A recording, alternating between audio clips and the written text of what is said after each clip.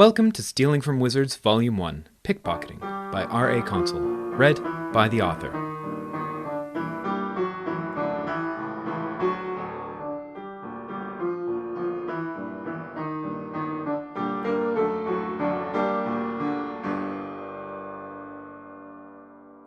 Chapter 17, Feast. Kuro sat hidden in his hollow beneath a tree in the spring quarter, wishing some monster would emerge from the pelting rain and eat him, so he would never have to face Charlie again. A rustle of brush nearby made him think that his wish might be granted. But instead of a monster, one of his running shoes hopped out from beneath some ferns and into his lap. It was followed shortly by Meredith. "I figured out that returning spell," she said, trying to get Kuro to smile. "That shoe really knows who owns it." Kuro did not look up. What's wrong, Kuro? What's going on?" She sat down in the rain, letting the muddy ground soak her skirt beneath her. "Charlie's beside herself thinking she did something wrong. You need to go talk to her." "I can't," said Kuro. "Of course you can. Whatever it is, Charlie will understand." She leaned in and put a large comforting hand on his shoulder. "You don't understand. I can't," Kuro repeated. "You need to face these things. Trust me. I'll be there to help. I promise. You can do it." Maybe she was right. If any person deserved to know the truth, it was Charlie. He'd never disobeyed an order before, certainly never knowingly. But if he could do it, then he should. He nodded slowly and let Meredith help him up and lead him back to the lodge. Just thinking about what he had to say made his chest tighten and his knees go weak. They shuffled into the lounge, trailing mud and water behind them. Charlie was still sitting where he had left her, surrounded by the discarded wrappings. She looked hurt and confused, and her sailing ship hairstyle was listing badly to one side. Kuro tried to take a deep breath, but found he could manage only small gasps. "Charlie," he said to the floor, completely unable to meet her eyes. "I know what happened to your mother." "What do you mean?" Charlie asked. "I just told you what happened to her." "No, I mean..." His jaw clamped shut. His need to obey his orders fighting his need to tell his friend the truth. He continued through clenched teeth. "I know why. I was there." His head started to spin. He wasn't getting enough air. Charlie's face twisted in confusion and sorrow, but she hadn't noticed what he was doing to himself yet. That was good. She would probably try to stop him. "My master." Tears and sweat were streaming down his face as he forced out the next words. "He took her to raise me." His knees gave out and his head was getting light from the pain in his chest. He fell to the floor. "What are you doing?" cried Charlie. "He made me watch."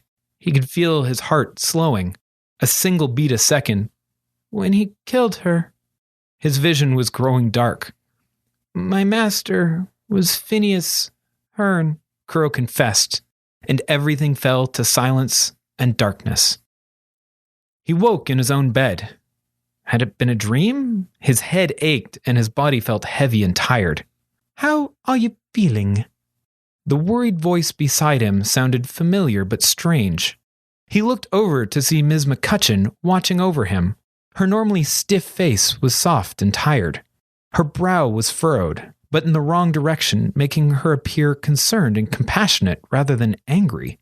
He waited a moment before answering, taking time to see if his body would seize up again. "Okay, I think," said Kuro. "Good," said the principal. "I think that we need to have a talk." Kuro had already had a very difficult day and really wasn't prepared for this at all. He pulled the covers up over him and tried to hide. "Earlier today, my gift opening was interrupted by a young woman confessing to crimes against you and others and demanding a just penalty." Kuro peeked back out over the blanket. "Belladonna insisted that you were innocent and claimed full responsibility for your fight and admitted to forging the note. I had to check her for curses to be sure she hadn't been ensorcelled." She looked at him suspiciously. "I went to find you to discuss the situation, only to discover you unconscious on the floor." Kuro nodded. "Meredith also told me that you claimed to be the servant of Phineas Hearn. Is that also true?" "I can't tell you. Please don't make me tell you," Kuro begged quietly from behind the blanket. "You mean that, don't you? You can't tell me." She pondered him for a moment.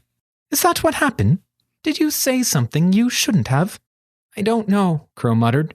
Maybe. I've never done it before. It nearly killed you. Ms. McCutcheon's eyes became so soft and sad that she looked like a different person. You are an enigma, Kuro, and I fear that I may have misjudged you. I'm sorry. Had she just apologized?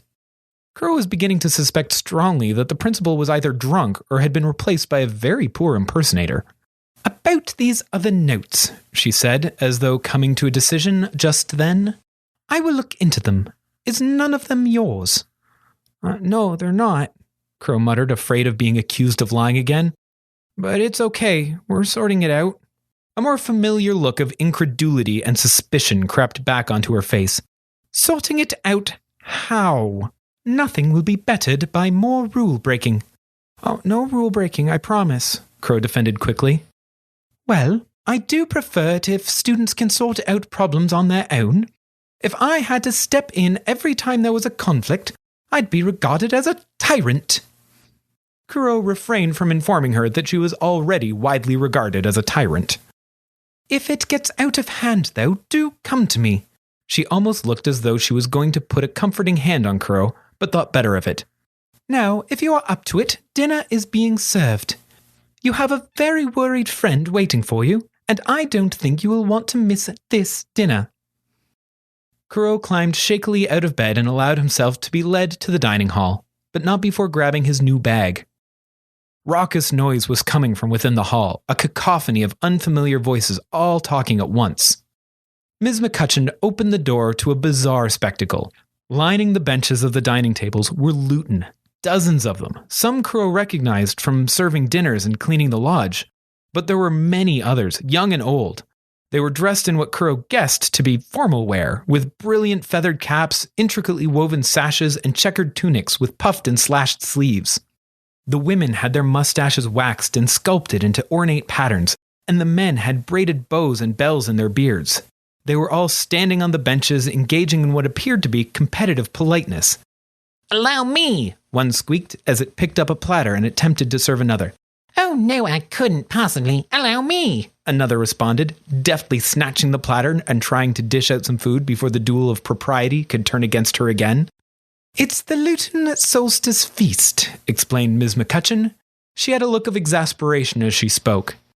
"The Autumn Lodge staff invite their whole families and we make a meal for them, whatever they ask for. For reasons I cannot begin to fathom, what they always ask for is Blandland's takeout." She gave Kuro an encouraging shove into the hall. "Enjoy the feast," she said before turning to leave. Kuro looked at the piles of food lining the tables. Far from the normal spreads of freshly cooked meats and vegetables, the table was littered with cardboard containers filled with fried rice, fish and chips, and hamburgers. Moving like giants among the Luton were the other staff and students who had remained behind. Kuro noticed that they, too, were sporting beards and mustaches for the occasion, though the majority were false, tied on with string or stuck on with glue. Suddenly, Arthur's strange gift and cryptic message made sense, though Kuro couldn't figure out how he could have known about the feast. Regardless, he dug out the little jar of mustache wax and smeared some on his face. In moments, a full bushy beard sprouted from his face. Kuro spotted Charlie, laughing and talking with a Luton. Charlie also saw Kuro. She climbed off the bench and ran to him, but stopped before she reached him. She looked conflicted. Her eyebrows had a brief wrestling match as she decided what she felt. Then she stormed up and punched him hard in the arm. "Stupid!" she said firmly. "What?" Kuro wasn't sure what he was expecting, but it wasn't that. "That was stupid," she repeated. "You didn't have to tell me. Not if it was going to hurt you." "I did," Kuro pleaded. "It was my fault. You had to know." "No, I didn't. It didn't matter. It doesn't change anything." Charlie's unflappable certainty was starting to shine through again. "You're my friend. I don't care where you came from. Now stop being dumb and come eat." Charlie was clearly furious at him, but the only thing he could do to appease her seemed to be eating French fries and enjoying it. Dinner was ludicrous. The Luton talked all at once and barely managed to eat anything because they were being too deferential to each other. "Oh, I couldn't possibly. Clearly that cheeseburger was meant for you. Not at all. It would be my deepest pleasure if you were to enjoy it in my place. And so all the best seats and the best food went unclaimed due to the Luton being too polite to take it. Two young Luton, named Ingot and Lichen, refused to let Kuro touch the food until they had properly braided and decorated Kuro's beard. Charlie made the mistake of replacing her mustache with one grown from Arthur's magic mustache wax, and was also prevented from eating while the Luton fussed over sculpting it appropriately for the occasion. The only explanation any of them was willing to give for any of it was tradition!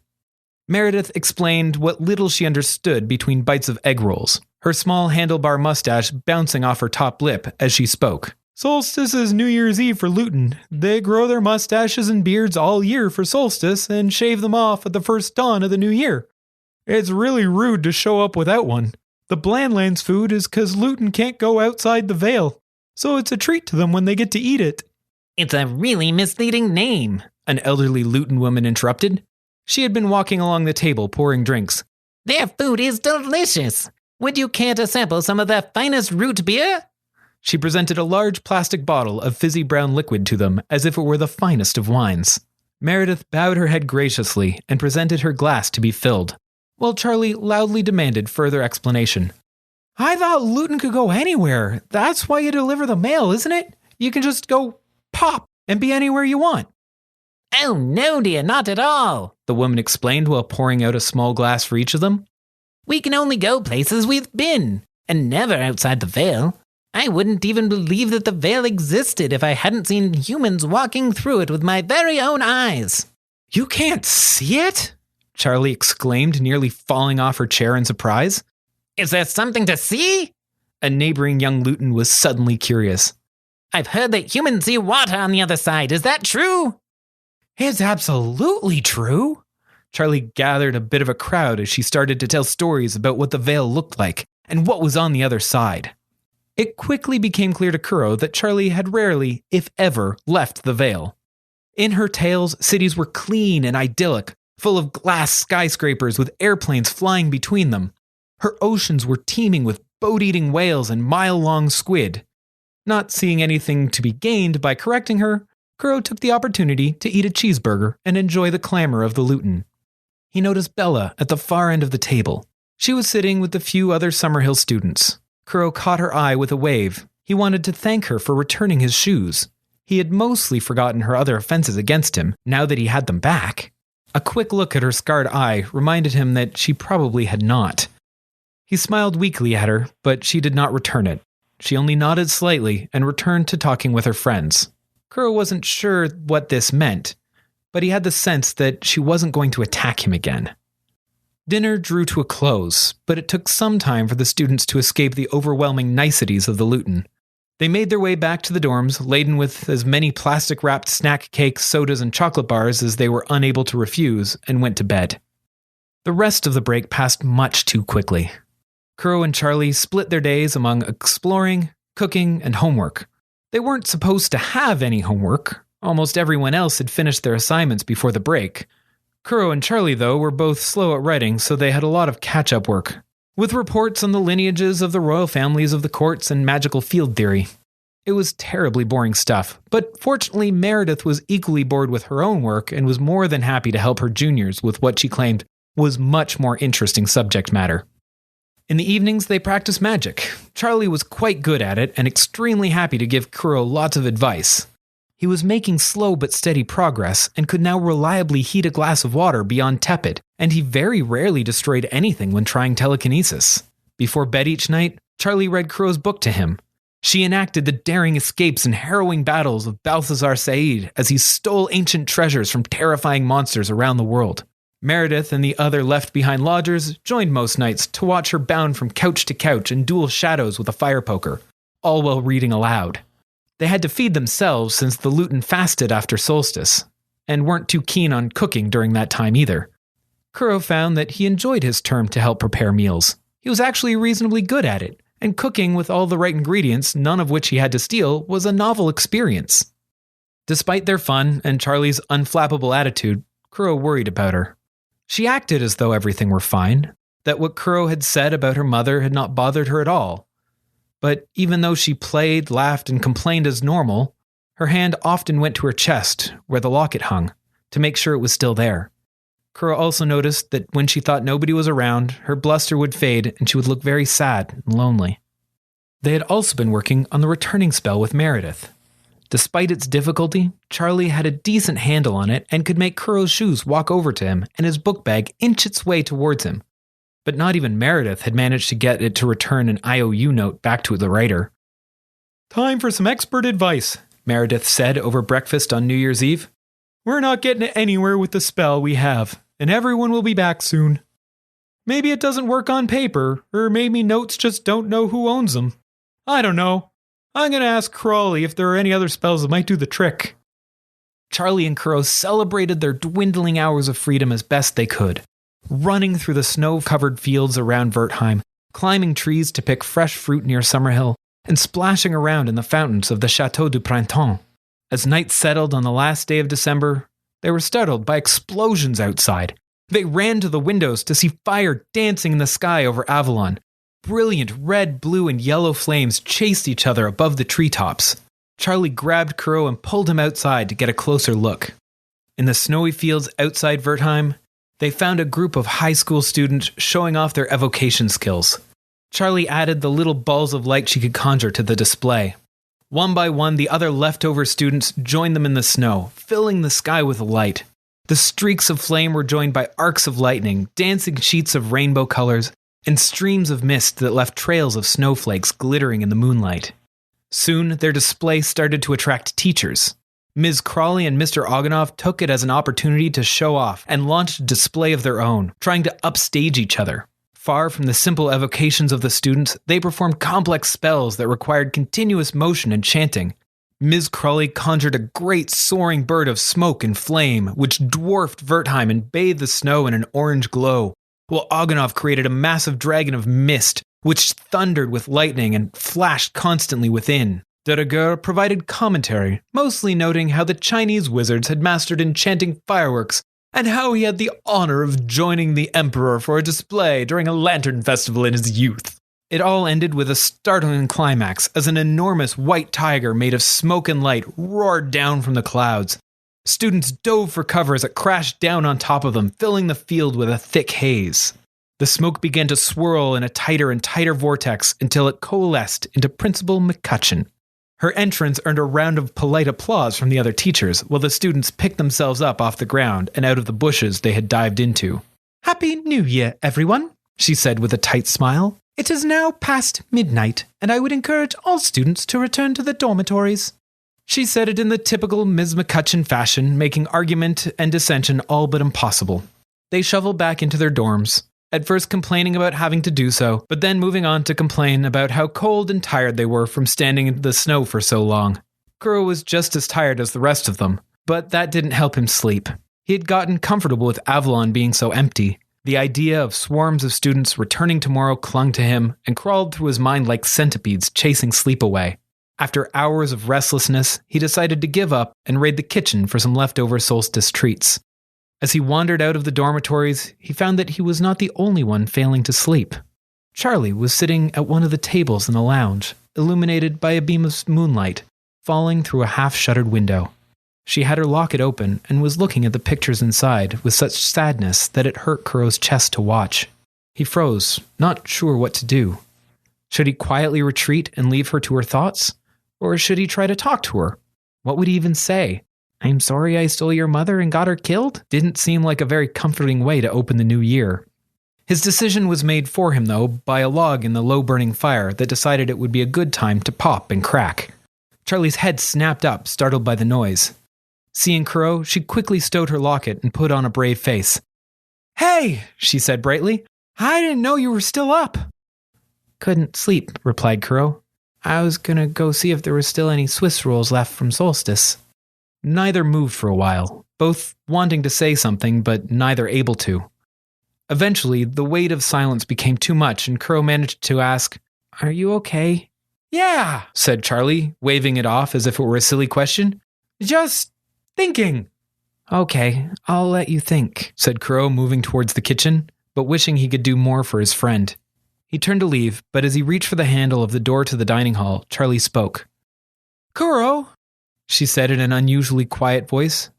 Principal McCutcheon said I shouldn't ask you things, that it could hurt you. Kuro stopped. It was true. There were a lot of things that he wanted to tell her but couldn't. He wished Ms. McCutcheon hadn't said anything. It might, yeah, but it's fine. I don't mind, he said. No, don't worry about it. Charlie tried to hide the pleading in her voice, but she was a bad liar. Sleep well. Kuro moved to leave again, but his legs were like lead. What do you want to know? He asked. Nothing, she insisted. It's fine, really. Kuro thought hard about what Phineas's orders had been. Keep him secret. Never reveal anything about him or what he does or where he goes. Phineas had only ever been concerned with himself. He'd never thought to order Kuro to silence about the woman that had died other than Phineas's involvement with it. With some creativity, Kuro could work around his orders. Just as he never talked directly to anybody or actually stole anything, he could talk about Helena Vigdis. He walked over and sat on the floor at Charlie's feet. Asking won't hurt me, only answering. Ask me whatever you want. If I can't tell you, I won't. But if I can, I want to. Charlie had run out of energy to pretend. She pulled out the locket again and looked into it. It's just, I never got to know her. What was she like?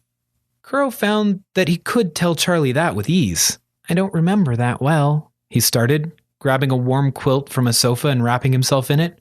I was very young when she was around, but I remember her being soft, and her voice was pretty. She told me stories. Some were in that Balthazar book. She was really patient. She taught me to read and to count and to cook and to clean. They talked long into the night. Kuro drew out every faint memory he had of her and carefully wove Phineas out of the stories. Charlie listened, teary-eyed but always asking for more. The sky was getting light by the time they got to the end of the stories. Thank you, was all that Charlie was able to say at the end of it all. She slid off her chair and smiled weakly at Kuro before shuffling off to bed, still clutching her locket. Thank you for listening to Stealing from Wizards. If you liked our show, please consider rating or reviewing on iTunes. If you want to support this podcast or just can't wait for the next chapter, the full book is available on Amazon, Kobo, and Indigo. Our theme music was written by Camille Saint-Saëns, transcribed by Franz Liszt, performed by Rebecca Verdun, and used with permission. This episode was produced by Jim Tigwell.